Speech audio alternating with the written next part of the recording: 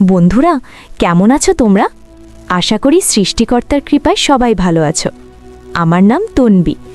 আজ তোমাদের সাথে আমার জীবনের এমন এক অধ্যায়ের গল্প ভাগ করে নিতে এসেছি, যা মেঘে ঢাকা দিনের মতোই রহস্যময় আর বৃষ্টির ফোঁটার মতো স্নিগ্ধ। আমার বয়স এখন ২৭। প্রায় ৪ বছর আগে ঋষভের সাথে আমার বিয়ে হয়। ঋষভ একজন নামকরা নগর পরিকল্পনাবিদ। ওর কাজের প্রতি ভালোবাসা আর নিষ্ঠা আমাকে মুগ্ধ করে, কিন্তু ওর এই ব্যস্ততাই আমাদের মাঝে এক অদৃশ্য দেওয়াল তুলে দিয়েছে। কাজের প্রয়োজনে ওকে প্রায়ই এক শহর থেকে অন্য শহরে ছুটে বেড়াতে হয়। ফলে এই সুন্দর করে সাজানো ফ্ল্যাটটা আমার কাছে এক বিশাল শূন্যতা ছাড়া আর কিছুই মনে হয় না। একা একা বারান্দায় দাঁড়িয়ে যখন অস্তগামী সূর্যের দিকে তাকিয়ে থাকি, তখন মনে হয় আমার জীবনের আনন্দগুলো যেন ওর সাথেই অস্ত যাচ্ছে। তবে গত শ্রাবণ মাসে আমার এই একঘেয়ে জীবনে এক ঝলক খুশির খবর নিয়ে এলো একটা ফোন কল। আমার ছোট খালা ফোন করে জানালেন তার মেয়ে রূপার বিয়ে। আমাদের গ্রামের বাড়ি মাধবপুরে। খবরটা শোনার সাথে সাথে আমার মনটা যেন শৈশবে ফিরে গেল। মাধবপুরের সেই মাটির রাস্তা, শান বাঁধানো পুকুর ঘাট আর খেলার সাথীদের মুখগুলো একে একে চোখের সামনে ভেসে উঠল। আমি সাথে সাথেই রাজি হয়ে গেলাম। ভাবলাম এই সুযোগে কিছুদিন গ্রামের বাতাস আর একাকিত্ব থেকে মুক্তি পাওয়া যাবে। যাবার দিন যতই কাছে আসছিল, আমার উত্তেজনা ততই বাড়ছিল। ঋষভকে সব জানালাম। ও বরাবরের মতোই ফোনে বলল, তন্বী, তুমি তো জানো এই প্রকল্পটা আমার জন্য কতটা গুরুত্বপূর্ণ। এবারও তোমার সাথে যেতে পারলাম না, খুব খারাপ লাগছে। তুমি মন খারাপ করো না, খুব আনন্দ করে এসো।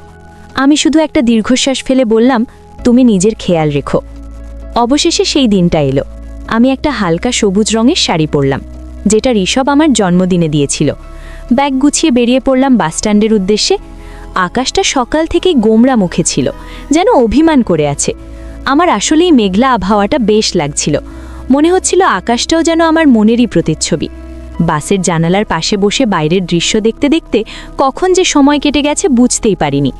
মাধবপুরের বাসস্ট্যান্ডে যখন নামলাম, তখন টিপটিপ করে বৃষ্টি শুরু হয়েছে। আমি ছাউনির নিচে দাঁড়িয়ে আমার খালাতো ভাই সৌরভকে ফোন দিলাম। ওরই আমাকে নিতে আসার কথা। সৌরভ ফোন ধরে জানালো, দিদি, আর 5টা মিনিট অপেক্ষা করো, আমি প্রায় চলে এসেছি। কিন্তু 5 মিনিট পেরোনোর আগেই প্রকৃতি যেন তার সমস্ত অভিমান উগরে দিল।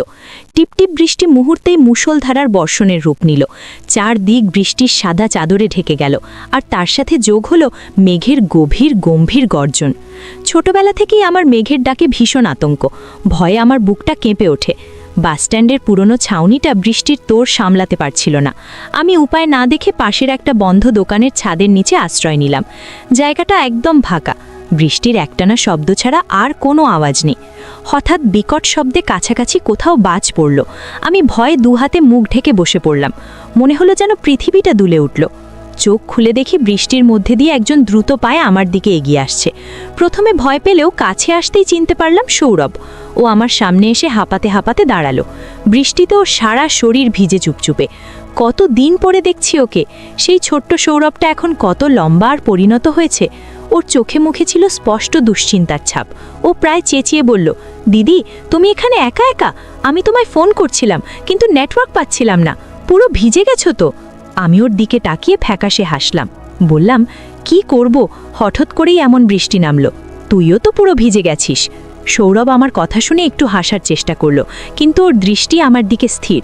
আমি অস্বস্তিতে শাড়ির আঁচলটা গায়ে জড়িয়ে নিলাম। ঠিক সেই মুহূর্তে আবারও একটা মেঘের ডাক শোনা গেল। আমি ভয়ে শিউরে উঠে এক পা পিছিয়ে গেলাম, আর তাতেই ঘটল বিপত্তি। ভেজা মেঝেতে আমার পা পিছলে গেল। আমি ভারসাম্য হারিয়ে পড়ে যাচ্ছিলাম। পড়ে যাওয়ার ঠিক আগের মুহূর্তে আমি দেখলাম সৌরভ এক ঝটকায় আমার হাতটা ধরে ফেলেছে। তার শক্ত হাতের মুঠোয় আমার হাতটা যেন আশ্রয় খুঁজে পেল। আমি ওর দিকে তাকালাম।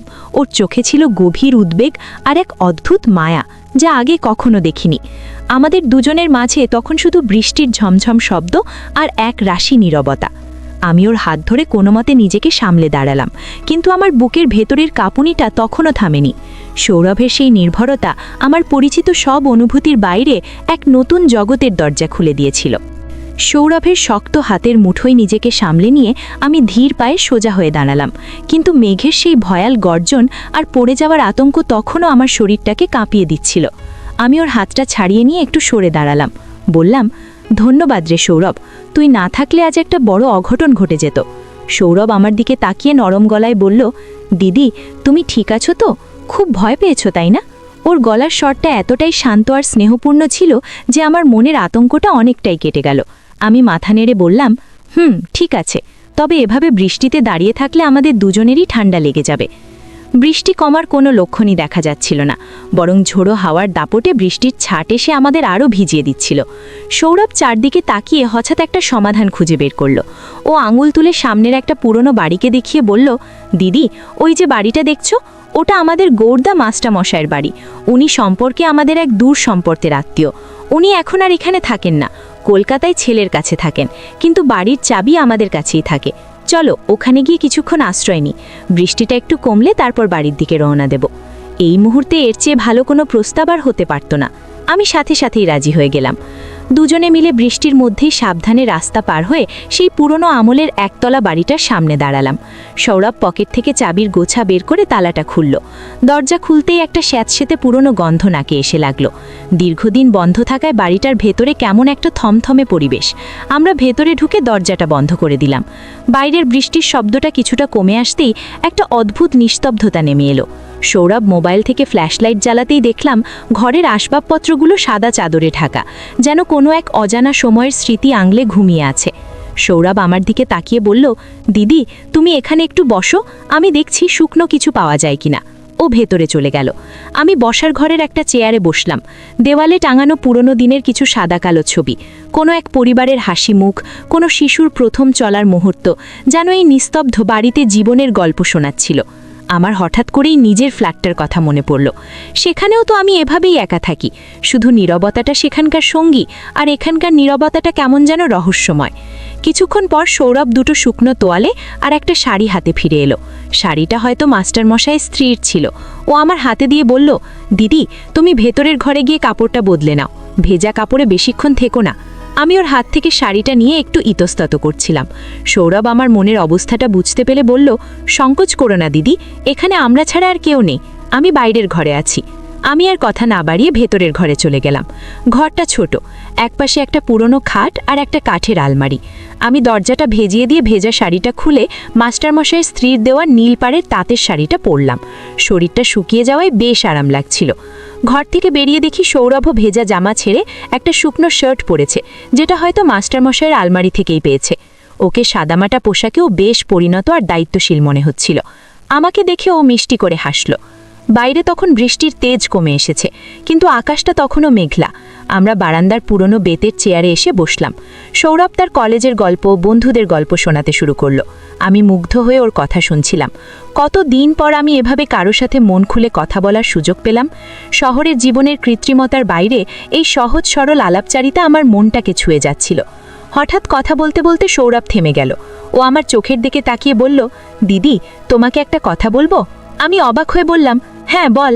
ও একটু ইতস্তত করে বলল, তোমাকে দেখে মনে হয় যেন তুমি হাসতে ভুলে গেছো। তোমার চোখে সবসময় একটা বিষণ্ণতার ছাপ দেখতে পাই। কলকাতায় কি তোমার ভালো লাগে না? ওর সরাসরি প্রশ্নে আমি চমকে উঠলাম। আমার ভেতরের যে কষ্টটা আমি সবার থেকে আড়াল করে রাখি, সেটাই ছেলেটা এত সহজে ধরে ফেলল। আমার চোখ দুটো ছলছল করে উঠল। আমি মুখ ঘুরিয়ে নিলাম, যাতে ও আমার চোখের জল দেখতে না পায়। সৌরভ আমার পাশে এসে দাঁড়ালো। ও আমার কাঁধে হাত রাখল না বা কোনো সান্ত্বনার কথাও বলল না, শুধু খুব শান্ত গলায় বলল, যদি কখনো মন খারাপ হয় বা কারো সাথে কথা বলতে ইচ্ছে করে, আমাকে ফোন করিস দিদি। আমি হয়তো তোমার সব সমস্যার সমাধান করতে পারবো না, কিন্তু আমি তোমার কথাগুলো শোনার জন্য সব সময় থাকব। ওর এই কথাগুলো আমার মনের গভীরে গিয়ে আঘাত করল। আমি আর নিজেকে সামলাতে পারলাম না। আমার চোখ দিয়ে জল গড়িয়ে পড়ল। সৌরভ চুপচাপ আমার পাশে দাঁড়িয়ে রইল, আমাকে কাঁদার সুযোগ করে দিল। সেই মুহূর্তে ওর সান্নিধ্য আমার কাছে এক বিশাল আশ্রয় বলে মনে হলো। আমি বুঝতে পারলাম, আমাদের দুজনের মধ্যে শুধু ভাই বোনের সম্পর্ক নয়, এর বাইরেও এক নতুন গভীর বন্ধুত্বের সম্পর্ক তৈরি হচ্ছে। এই সম্পর্কটা আমার একাকী জীবনে এক নতুন আশার আলো নিয়ে এসেছিল। সৌরভের সেই শান্ত আর স্নেহপূর্ণ কথাগুলো আমার মনের ভেতরের সব জমানো কষ্টকে যেন গলিয়ে দিয়েছিল। আমি মুখ ঘুরিয়ে আঁচল দিয়ে চোখ মুছলাম, নিজেকে সামলে নিয়ে ওর দিকে তাকিয়ে একটা ম্লান হাসি দিয়ে বললাম, তেমন কিছু না রে, আসলে অনেক দিন পর তোদের কাছে এসে, গ্রামের এই পরিবেশে এসে মনটা একটু আবেগপ্রবণ হয়ে পড়েছে। আমি জানি আমার এই দুর্বল অজুহাতটা সৌরভ ঠিকই বুঝতে পেরেছিল, কিন্তু ও আর কোনো প্রশ্ন করে আমাকে অস্বস্তিতে ফেলল না, বরং প্রসঙ্গটা ঘুরিয়ে দিয়ে বলল, অনেকক্ষণ তো হলো, বৃষ্টিটাও ধরে এসেছে, চল এবার বাড়ির দিকে যাওয়া যাক, মা এতক্ষণে হয়তো চিন্তা করতে শুরু করে দিয়েছে। আমি মাথা নেড়ে সম্মতি জানালাম। আমরা দুজনে মিলে গৌরদা মাস্টারের বাড়িটা আবার আগের মতো গুছিয়ে তালা দিয়ে বেরিয়ে পড়লাম। সৌরভ বাইক স্টার্ট দিতেই আমি ওর পেছনে গিয়ে বসলাম। ভেজা রাস্তা, গাছের পাতার উপর জমে থাকা রূপলি জলের ফোঁটা আর মাটির সোঁদা গন্ধে চারপাশের পরিবেশটা কেমন স্বপ্নময় লাগছিল। আমি আকাশের দিকে তাকালাম, মেঘের ফাঁক দিয়ে এক চিলতে সোনালি রোদ উকি দিচ্ছিল, যেন আমার মনের মেঘটাও একটু একটু করে সরতে শুরু করেছে। খালাবাড়ি পৌঁছতেই সবাই আমাদের দেখে নিঃশ্বাস ফেলে বাঁচল। খালা আমাকে জড়িয়ে ধরে বললেন, কিরে তোরা কোথায় ছিলিস, ফোনও করছিস না, আমরা তো ভেবেই অস্থির। সৌরভ সবটা খুলে বলতেই খালা ওকে বকাবকি শুরু করলেন, এমন দুর্যোগের দিনে ছাতা না নিয়ে কেউ বেরোয়, যদি মেয়েটার কিছু হয়ে যেত। আমি খালাকে থামিয়ে দিয়ে বললাম, না খালা, ওর কোনো দোষ নেই, আমি ওকে ফোন করে তাড়াতাড়ি আসতে বলেছিলাম, আর দেখো আমরা তো ঠিকঠাকই চলে এসেছি। আমি আর চোখে সৌরভের দিকে তাকালাম, ও আমার দিকে তাকিয়ে কৃতজ্ঞতার হাসি হাসল। বিকেল গড়াতেই বাড়িটা বিয়ে বাড়ির আনন্দে মেতে উঠল, চারদিকে গান, হাসি আর হইচই। আমি সবার সাথে গল্প করছিলাম, কাজে সাহায্য করছিলাম, কিন্তু আমার মনটা বারবার সৌরভের কাছাকাছি থাকতে চাইছিল। ও যখনই আমার কাছাকাছি আসছিল, আমার বুকের ভেতরের ধুকপুকানিটা বেড়ে যাচ্ছিল। এই অনুভূতিটা আমার কাছে একেবারেই নতুন। সন্ধ্যার দিকে গায়ে হলুদের অনুষ্ঠান শুরু হলো। মেয়েরা সব হলুদ শাড়ি পরেছে, হাতে হলুদের বাটি নিয়ে নাচ গান করছে। আমি বারান্দার এক কোণে দাঁড়িয়ে এই আনন্দ উৎসব দেখছিলাম। আমার নিজের বিয়ের দিনের কথা মনে পড়ে যাচ্ছিল। সেদিনও এমন আনন্দ হয়েছিল, কিন্তু আমার পাশে ঋষভ ছিল না। ও কাজের জন্য বিয়ের ঠিক আগের দিন এসে পৌঁছেছিল। হঠাৎ আমার ভাবনার সুতো ছিঁড়ে গেল সৌরভের ডাকে। ও এক বাটি হলুদ নিয়ে আমার সামনে এসে দাঁড়িয়েছে। ওর মুখে লেগে আছে দুষ্টু হাসি। ও আমার দিকে তাকিয়ে বলল, দিদি শুধু দাঁড়িয়ে দাঁড়িয়ে দেখলেই হবে, অনুষ্ঠানে তো অংশ নিতে হবে। আমি কিছু বলার আগেই ও আমার দুই গালে আলতো করে হলুদ লাগিয়ে দিল। ওর আঙুলের সেই কোমল অনুভূতি আমার সারা শরীরে এক অদ্ভুত শিহরণ জাগিয়ে তুলল। আমার মনে হলো আমার এতদিনের জমানো সব কষ্ট, সব একাকিত্ব যেন এই হলুদের স্নিগ্ধ রঙে মুছে যাচ্ছে। আমিও নিজেকে আর আটকাতে পারলাম না। এক চিমটে হলুদ নিয়ে ওর গালে মাখিয়ে দিলাম। আমাদের দুজনের চোখাচোখি হতেই ও যেন একটু লজ্জা পেয়ে গেল। রাত বাড়ার সাথে সাথে বিয়ের আয়োজন আরও জমে উঠল। আমি সারা দিনের ক্লান্তিতে একটু বিশ্রাম নেবার জন্য দোতলার ঘরে চলে এলাম। খালা আমাকে শোয়ার ব্যবস্থা করে দিয়েছেন একদম কোণের একটি ঘরে। ঘরটা ছোট কিন্তু বেশ নিরিবিলি। আমি ঘরে এসে দরজাটা বন্ধ করতে গিয়ে দেখলাম পুরনো দিনের কাঠের দরজা হওয়ায় ছিটকুনিটা ঠিকমতো লাগছে না। অনেক চেষ্টা করেও যখন পারলাম না, তখন হাল ছেড়ে দিয়ে দরজাটা শুধু ভেজিয়ে রাখলাম। ভাবলাম বাড়ির ভেতরেই তো, সবাই নিজেদের কাজে ব্যস্ত, আর কেই বা আসবে এই ঘরে। আমি কাপড় বদলে একটা হালকা পোশাক পরে বিছানায় শুয়ে পড়লাম, কিন্তু চোখে ঘুম আসছিল না। আজকের দিনের ঘটনাগুলো বারবার মনের পর্দায় ভেসে উঠছিল। সৌরভের সেই উদ্বিগ্ন মুখ, ওর স্নেহপূর্ণ কথা, আর হলুদের অনুষ্ঠানে ওর সেই দুষ্টুমি, সব কিছুই আমার মনকে দোলা দিচ্ছিল। আমি বুঝতে পারছিলাম আমি ওর প্রতি মানসিকভাবে দুর্বল হয়ে পড়ছি। কিন্তু এই সম্পর্কের কি কোনো ভবিষ্যৎ আছে? আমি একজন বিবাহিত নারী, আর ও আমার ছোট ভাইয়ের মতো। এইসব ভাবতে ভাবতেই হঠাৎ আমার মনে হলো ঘরের দরজাটা যেন খুব ধীরে নিঃশব্দে কেউ খুলল। আমার বুকের ভেতরটা ধড়াস করে উঠল। আমি ভয়ে চোখ বন্ধ করে ঘুমের ভান করে শুয়ে রইলাম। আগন্তুক খুব সাবধানে দরজাটা আবার আগের মতো ভেজিয়ে দিল। তারপর ধীর পায়ে আমার বিছানার দিকে এগিয়ে আসতে লাগলো। আমার হৃৎপিণ্ডটা এমনভাবে লাফাচ্ছিল যে মনে হচ্ছিল শব্দটা বুঝি বাইরে থেকেও শোনা যাবে। ছায়ামূর্তিটা আমার বিছানার পাশে এসে দাঁড়ালো। তারপর যা ঘটল তা আমার কল্পনার বাইরে ছিল। ও কোনো শব্দ না করে আমার বিছানার পাশে মেঝেতে পাতা একটা ছোট মাদুরে বসে পড়ল। আমি চোখটা খুব সামান্য খাঁক করে দেখার চেষ্টা করলাম। আবছা অন্ধকারেও আমি অবয়বটা চিনতে পারলাম।